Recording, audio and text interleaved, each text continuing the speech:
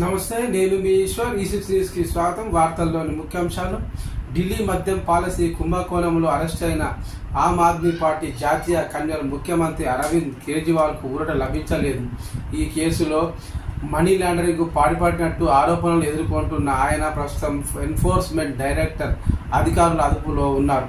తిహార్ జైల్లో ఉంటూ విచారణను ఎదుర్కొంటున్నారు.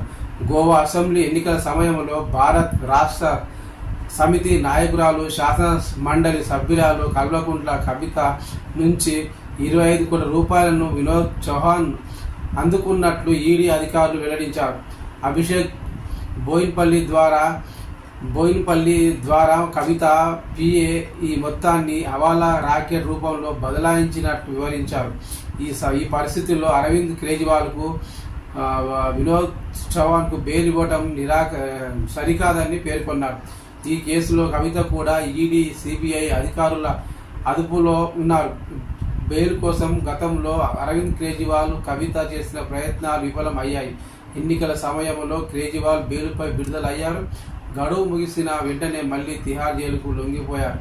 వినోద్ చౌహాన్, కల్లబుర్ల కవితకు 25 కోట్ల బదలాయించినట్టు తాజాగా నిర్ధారించడం ప్రాధాన్యత సంతరించుకుంది. దీంతో కవిత మరిన్ని ఇబ్బందులు ఎదుర్కొనే అవకాశం ఉందని అంటున్నారు.